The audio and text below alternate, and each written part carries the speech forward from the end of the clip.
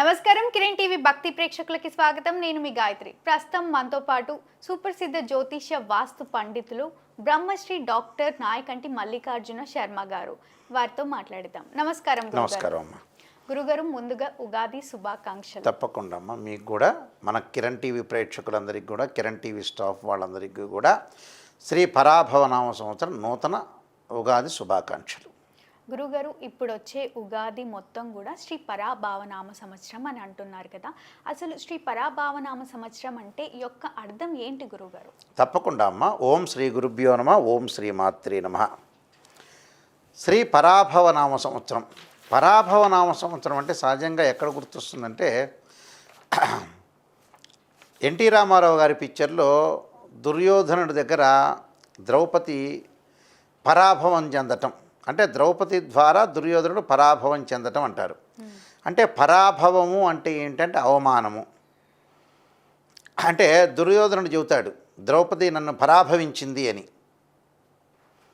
అంటే పాత సినిమాల్లో ఇవన్నీ కూడా ఓల్డ్ సినిమాల్లో ఉంటాయి. పరాభవం అంటే ఏంటంటే జీవితంలో అనేకమైన మార్పులు, పరిణామాలు, అవమానాలు, అనుమానాలు, గత అనుభవాలను దృష్టిలో పెట్టుకునే నామ సంవత్సరమే శ్రీ పరాభవనామ సంవత్సరం అంటారు. అంటే పరాభవించటము అంటే ఏమిటంటే అవమానించటము. జీవితంలో అనేక మార్పులు, అనేక ఒడిదుడుకులు, గత కాలంలో ఉండే ఎక్స్పీరియన్సు, అంటే గత అనుభవాలు. అంటే మనం ఏదైతే చేస్తామో ఆ అనుభవాలు మనల్ని ఎవరైతే అవమానిస్తారో, అనుమానిస్తారో అలాంటి వాళ్ళని మనం గుర్తుపెట్టుకోవాల్సినది, అంటే గుర్తుపెట్టుకోవాల్సిన అవసరం అనేది ఉంటుంది. అంటే పరాభవించటం అంటే అవమానించటము, సింపుల్గా చెప్పాలంటే. అంటే ఈ పరాభవించటంలో శ్రీ పరాభవనామ సంవత్సరంలో ప్రత్యేకంగా ఎలాంటి అనుమానాలు, అవమానాలు, జీవితంలో అనూహ్యమైన మార్పులు, పరిణామాలు అనే విషయాన్ని పరాభవం అంటారు. అంటే పరాభవనామ సంవత్సరం యొక్క అర్థమే అది. అంటే అనేక మార్పులు చోటు చేసుకుంటాయి లైఫ్లో, అనేక అవమానాలు, గతంలో ఉండే ఎక్స్పీరియన్స్, అనుభవము. పరాభవం చెందటం అంటారు కదా సాధారణంగా. పరాభవం చెందటం అంటే అదే అవమానించటం, నన్ను కించపరచటము, నన్ను వేరే రకంగా చూడటము, హింస పెట్టటము, రకరకాల అవమానాలు, అంటే క్రిటిసైజెస్. దాన్ని శ్రీ పరాభవనామ సంవత్సరం అంటాం. అంటే దాని యొక్క అర్థమే అది. శ్రీ పరాభవనామ సంవత్సరంలో మనం కొంత జాగ్రత్తగా ఉండాలి, మెడుకోలు ఉండాలి. అనేకమైన పరిణామాల విషయంలో కూడా కొద్దిగా తొందరపాటు పడకుండా ఆచితూచి అడుగు వేసి ముందుకు వెళ్ళాలి అని అర్థం. అది పరాభవనామ సంవత్సరం. గురుగారు, ముందుగా మేషరాశి వారికి ఆదాయము, వ్యయము, రాజపూజ్యము, అవమానాలు ఇవన్నీ కూడా ఎలా ఉండబోతున్నాయి? తప్పకుండా అమ్మ. ఇక్కడ మేషరాశి వారు అని అంటే ఏమిటంటే అశ్వని నక్షత్రంలో 1, 2, 3 పాదాలు, 1, 2, 3, 4 పాదాలు జన్మించిన వాళ్ళు, భరణీ నక్షత్రం 1, 2, 3, 4 పాదాల్లో జన్మించిన వాళ్ళు, కృత్తికా నక్షత్రం 1వ పాదంలో జన్మించిన వాళ్ళందరూ కూడా మేషరాశి జాతకులు అవుతారు.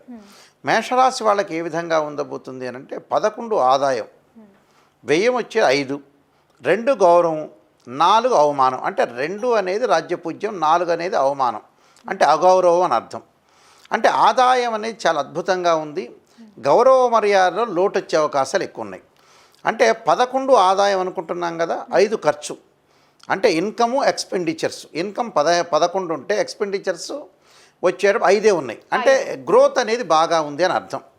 అదే అవమానం దగ్గరకు వచ్చారనుకోండి, ఇన్కమ్ ఎక్కువగా ఉంది, ఎక్స్పెండిచర్ తక్కువనే ఉంటుంది.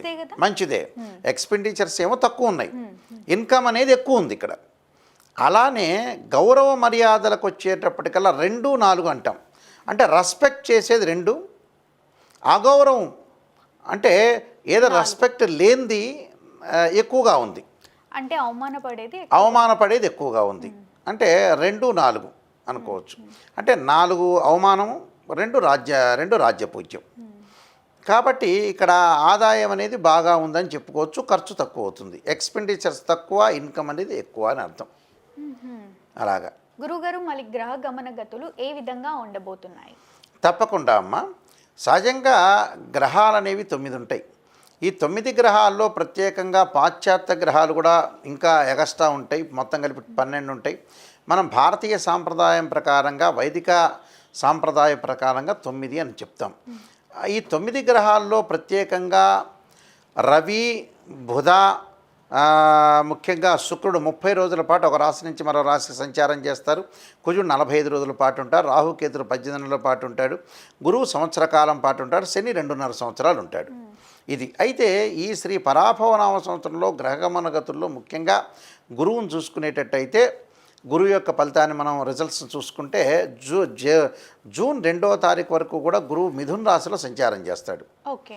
జూన్ 2వ తారీఖు వరకు కూడా గురువు మిథున రాశిలో సంచారం చేయటం, జూన్ 2 దగ్గర నుంచి కర్కాటక రాశిలోకి వెళ్తాడు. ఎప్పటి వరకు వెళ్తారు? అక్టోబర్ 31వ తారీఖు వరకు వెళ్తాడు. 31 తర్వాత ఇదే గురువు సింహరాశిలో అతిచారంతో ఆయన డిసెంబర్ 18వ తారీఖు వరకు ఉంటారు. డిసెంబర్ 18 నుంచి మళ్ళీ అదే సింహరాశిలో వక్రగతిలో ఉంటాడు. ఇది గురువు.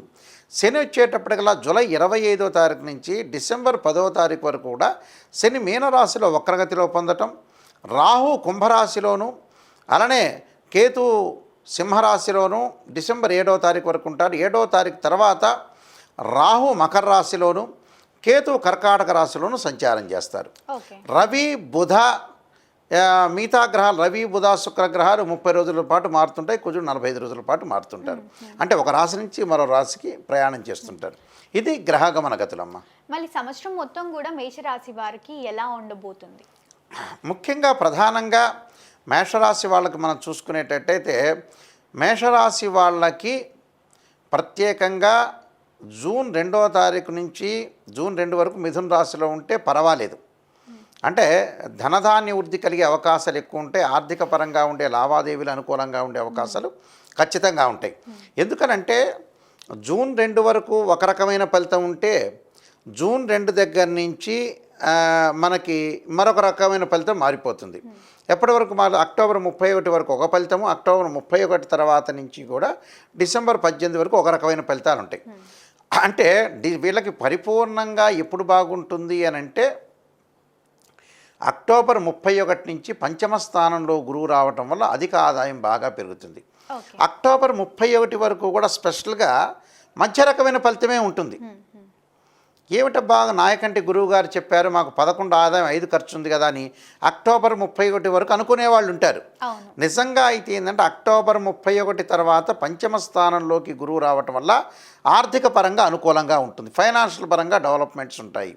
ఎందుకు కారణం అంటే ఇక్కడ వ్యయాధిపతి అయ్యాడు. వ్యయాధిపతితో పాటు ప్రధానంగా మనకి వ్యయాధిపతి అనేది గురువు అయ్యాడు. అంటే 12, 11, 10 భాగ్యాధిపతి కూడా గురువు అయ్యాడు. కాబట్టి ఇక్కడ ఈ గురువు వచ్చేడు పంచమ స్థానంలో సింహరాశిలో సంచారం చేయటం వల్ల సంతానపరంగా లాభం కలిగే అవకాశాలు బాగా ఎక్కువ ఉండటం, సంతానం యొక్క శుభవార్తలు, వాళ్ళ యొక్క వివాహాలు, శుభ కార్యక్రమాల్లో పాల్గొనే అవకాశాలు, వాళ్ళు కూడా పోటీ పరీక్షల్లో ఉత్తీర్ణత సాధించడం ఒకటి, ఆకస్మికంగా ధనలాభం, నిరుద్యోగులకు మంచి ఉద్యోగ అవకాశాలు, ఉద్యోగం ఉన్న వాళ్ళకు కూడా ప్రమోషన్లు, స్థానచలనాలు జరిగే అవకాశాలు ఎక్కువ ఉంటాయి. అంటే ఫైనాన్షియల్ పరంగా ఉండే డెవలప్మెంటు, ఇన్కమ్ అనేది గ్రోత్ అవుతుంది. అంటే సక్సెస్ చూడొచ్చు. ఎందుకంటే 11 ఆదాయం ఉన్నంటే సక్సెస్ అది. 5 ఎక్స్పెండిచర్స్ అంటున్నాం కదా, 5 మాత్రమే ఖర్చు పెడుతున్నావు నువ్వు. అంటే 11, 5 అంటే 11 రూపాయలు వస్తున్నాయి, ఆదాయం కలుగుతుంది. దానిలో 5 రూపాయలు అంటే 6 మిగులుతుంది అని అర్థం. నిజం చెప్పాలంటే అంటే 6 పాళ్ళు వాళ్ళకి మిగులుతుంది అని అర్థం. వాస్తవంగా చాలామంది తెలియని విషయం ఇది. అయితే మనకు అంత ఆదాయం వస్తుంది, పర్వాలేదు, బాగానే ఉంది. అంటే 11 రూపాయలు 5 రూపాయలు మాత్రం ఖర్చు చేస్తున్నాం, 6 రూపాయలు పర్వాలేదు, బెటర్, బాగానే ఉంది, బెటర్ ఉన్నాయంటే ఆ 5 కూడా ఎందుకు ఖర్చు చేస్తున్నారంటే వివాహాల గురించి, శుభ కార్యక్రమాల గురించి, ఇళ్ళు కొనుగోలు చేసే అవకాశాలు బాగా ఎక్కువ ఉంటాయి. అంటే చరాస్తి కాస్త స్థిరాస్తిగా మారిపోయే అవకాశాలు ఉండటం, బంగారు ఆభరణాలు కొనుగోలు చేసే అవకాశాలు ఖచ్చితంగా ఉంటాయి. అంటే అక్టోబర్ 31 నుంచి చాలా బాగుంటుంది. అలా శని యొక్క ప్రభావం ఏ విధంగా ఉండబోతుందంటే ఈ మేషరాశి వాళ్ళకు ప్రత్యేకంగా శని వ్యయస్థానంలో ఉన్నాడు. శని వ్యయస్థానం అంటే ఇక్కడ లాభాధిపతి, దశమాధిపతి అయిన శని వ్యయస్థానంలో ఉంటాడు. వ్యయస్థానంలో ఉండటం వల్ల జూలై వరకు కూడా, జూలై 25 వరకు నేను ఇందాక చెప్పినట్టుగా ఖర్చులు పెరుగుతూ ఉంటాయి. అంటే డబ్బులు ఖర్చు చేస్తూ ఉంటారు. అంటే మంచి విషయాలు ఖర్చు చేస్తారు. స్థిరాస్తి కొనుగోలు చేయటం, భూములు, ఇండ్లు కొనుగోలు చేయటం, గృహ ఉపకరణ వస్తువులు, బంగారం కొనుగోలు చేయటం, పిల్లల యొక్క పెళ్ళిళ్ళు, ఎడ్యుకేషన్ పరంగా ఖర్చు చేసే అవకాశాలు ఎక్కువ ఉంటాయి. జూలై 25 నుంచి శని వక్రగతిలోకి వెళ్ళిపోతాడు, లాభస్థానాన్ని చూస్తుంటాడు. ఈ లాభస్థానాన్ని అంటే వక్రగతిలో ఏదైతే గ్రహం వక్రగతిలో వెనక్కి వెళుతున్నాడంటే వెనకటి యొక్క ఫలితం వస్తుంది అని అర్థం. అంటే లాభస్థానం యొక్క ఫలితం వస్తుంది అని అర్థం, క్లారిటీగా చెప్పాలంటే. ఈ లాభస్థానం యొక్క ఫలితం వల్ల జూలై 25 దగ్గర నుంచి లాభాల బాటలో ఉండే అవకాశాలు ఎక్కువ ఉంటాయి. అంటే డెవలప్మెంట్ చెందే అవకాశాలు ఎక్కువ ఉంటాయి. ఉన్నత ఉద్యోగాలు, బంగారు ఆభరణాలు, కిరాణా షాప్ వాళ్ళకి కానీ, మెడికల్ సంబంధించిన వాళ్ళకి కానీ, వీళ్ళందరికీ కూడా అనుకూలంగా, ఐరన్ బిజినెస్ చేసే వాళ్ళకి కానీ, ఆయిల్ బిజినెస్ చేసే వాళ్ళకి కానీ, విద్యార్థులకు కానీ, రాజకీయ నాయకులకు కూడా అనుకూలమైన ఫలితాలు జరుగుతాయి. అంటే మంచి ప్రమోషన్ రావటం, అలానే సినిమా యాక్టర్లకు అనుకూలంగా ఉండటం, అంటే వృత్తి ఉద్యోగ వ్యాపారం చేసే ప్రతి ఒక్కళ్ళకి అనుకూలంగా ఉంటుంది. చిరు వ్యాపారులు అంటారు, అంటే మన రోడ్డు మీద పూలు, పండ్లు, బజ్జీలు ఇలా వాళ్ళకు కూడా చాలా అనుకూలంగా ఉంటుంది. రైతులకి చాలా అనుకూలంగా ఉంటుంది. అంటే గవర్నమెంట్ ఆర్ ప్రైవేట్ సెక్టార్లో పనిచేసే ప్రతి వాళ్ళకి అనుకూలంగా ఉంటుంది. ఫైనాన్షియల్ పరంగా డెవలప్మెంట్ చెందే అవకాశాలు ఉంటాయి. మరి ఏది బాగలేదు, నెగిటివ్ కూడా చూడాలిగా. బంధుమిత్రులతో విరోధ భావాలు కలిగే అవకాశాలు ఎక్కువ ఉంటాయి. అంటే బంధుమిత్రులతో విరోధ భావాలంటే మనం ఎవరికైనా సరే ఒక మాట చెప్పామనుకోండి, అది ఇష్టం ఉండదు. అవునా? ఏ మనిషికైనా ఇష్టం ఉండదు కదా, కొన్ని విషయాలు మంచి చెప్పినా కూడా ఇష్టం ఉండదు కదా. సరే అని సర్దుబాటుతనం అని చేసుకోవాలి. అంటే ఆచితూచి అడుగు వేయాలని అర్థం. అంటే బంధుమిత్రులకి తోటి ఏదో రకమైన గొడవలు, అంటే అది ఫైనాన్షియల్ పరంగా అనుకోవచ్చు, గర్వం అనుకోవచ్చు, లేకపోతే విరోధ భావాలు, బాగుపడుతున్నారనే ద్వేష విద్వేషాలతో కూడా ఉండొచ్చు.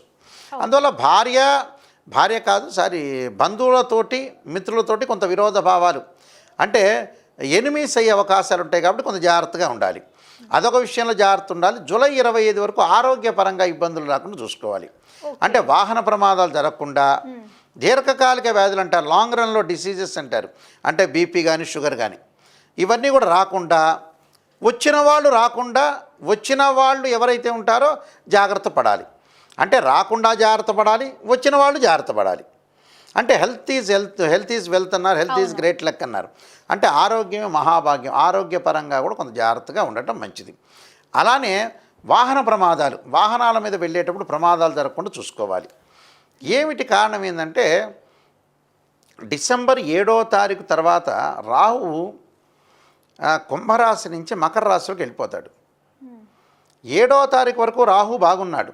అంటే విదేశాలకు వెళ్ళే వాళ్ళు 7వ తారీఖు లోపల వెళ్ళాలి.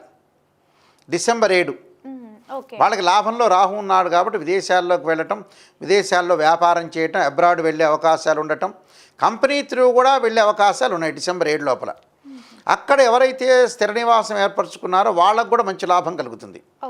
అంటే ఆ దేశం యొక్క పౌరసత్వం లభించే అవకాశాలు ఎక్కువ ఉంటాయి. అంటే గ్రీన్ కార్డ్ హోల్డర్స్ అంటారు. మన దేశంలో రేషన్ కార్డు ఎలాంటిదో ఆ దేశంలో ఆ గ్రీన్ కార్డ్ అనేది, ఆ గ్రీన్ కార్డు వచ్చే అవకాశాలు ఉంటాయి. అంటే మన వాళ్ళు, ఈ రాశి వాళ్ళు విదేశాలకు వెళ్తారు, కంపెనీ త్రూ విదేశాలకు వెళ్తారు, విద్యార్థులు చదువుకోవడానికి విదేశాలకు వెళ్తారు. అక్కడ ఆ దేశం యొక్క పౌరసత్వం వస్తుంది. అక్కడ వేరు బిజినెస్లో డెవలప్మెంట్ చెందే అవకాశాలు ఎక్కువ ఉంటాయి. అంటే అన్నింటా లాభం కలిగే అవకాశాలు, సర్వత్రా విజయం లభిస్తుంది. అంటే జీవితంలో ఒక ప్రణాళికాబద్ధంగా వెళ్ళే అవకాశాలు ఎక్కువ ఉన్నాయి. మరి గురువుగారు కేతు యొక్క ఫలితాన్ని మనం చూసుకునేటట్టయితే మేషరాశి వాళ్ళకి 5వ స్థానంలో కేతు ఉన్నాడు. డిసెంబర్ 7 వరకు కూడా పిల్లలకి సంతానం ద్వారా శుభవార్తలు వింటున్నా అక్కడక్కడ ఇంకా డెవలప్మెంట్ చెందాలని ఆతృత పడుతుంటారు.